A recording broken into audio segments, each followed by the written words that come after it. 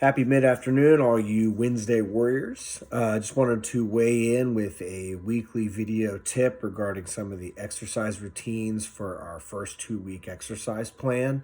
I got a chance to hit on the ball machine just recently and went through some of the initial parts of the workout.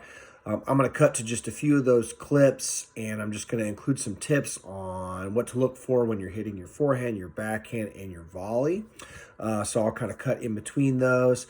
As always, if you guys have any questions or concerns about some of the drills or questions about how to hit certain strokes, you can definitely send me those in an email. Finally, I'm also hoping to post some of your guys' highlights from some of your workout routines. If I get permission from the club and from you guys regarding capturing some of your drills on video, I'd love to post those and share them with the other people enrolled in the program just for motivation and camaraderie. So anyway, hopefully you guys will be on board for something like that. Let's go ahead and cut to the first part of our forehand and backhand strokes and see if I can provide a little bit of guidance.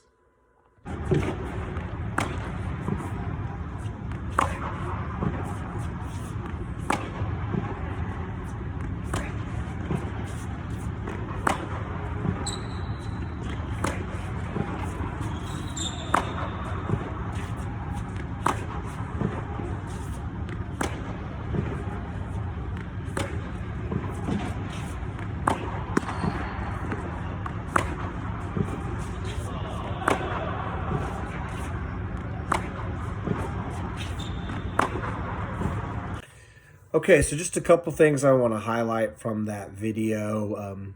First, you can see that I'm up on my toes.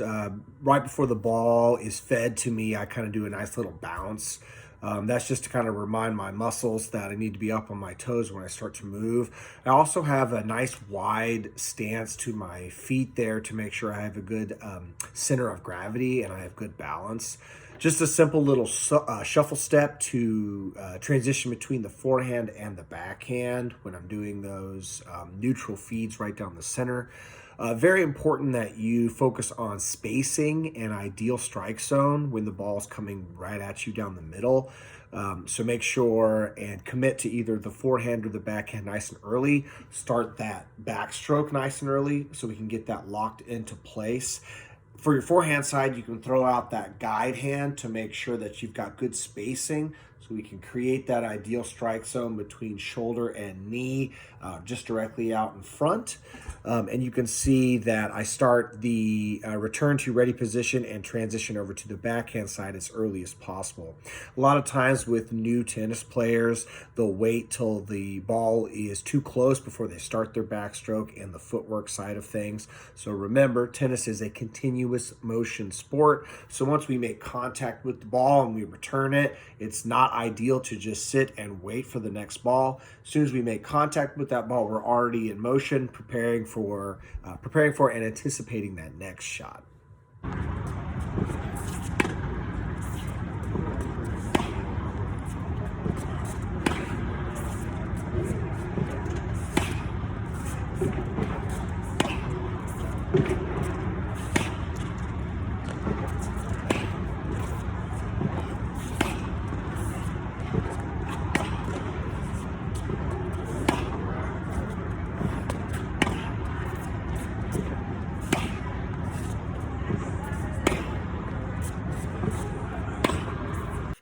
All right, so moving into the volley portion of the drill video, first things right off the bat is I'm transitioning into my continental grip for the forehand and backhand volleys. So for a quick refresher on that, I'm using my non-dominant hand here to grab the throat of my racket and make that transition by turning my racket to that continental stance. For you guys, you can look at the butt of my racket here.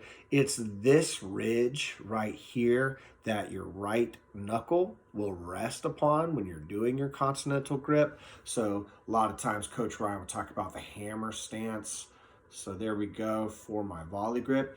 You can also see that my ready position for my volley is slightly different than my ground stroke position. Ground stroke being right down the middle, volley kind of off to the side. I like this stance because it provides an opportunity for a simple reflecting backhand, and then anything that falls on the right hand side of my shoulder, I can treat that like a forehand, okay? couple key aspects to the volley is one, to keep it very simple. Sometimes I see a lot of tennis players do this big backstroke for the volley. Not necessary. Volley should be a simple reflecting kind of mechanism. So just a simple straight back, straight forward, kind of like a counter punch. I also like to think about locking my wrist in place if possible and focusing the majority of my movement on my forearm and bicep. So again, we shouldn't see a lot of this action with our volley. It's a lot of locked in place, kind of straight back, straight forward with a simple punch, okay? I also still have that nice split step. So as the ball's about to be fed to me, I make sure and kind of pop on my toes to remind myself again to be ready, and then to keep my legs kind of stanced apart.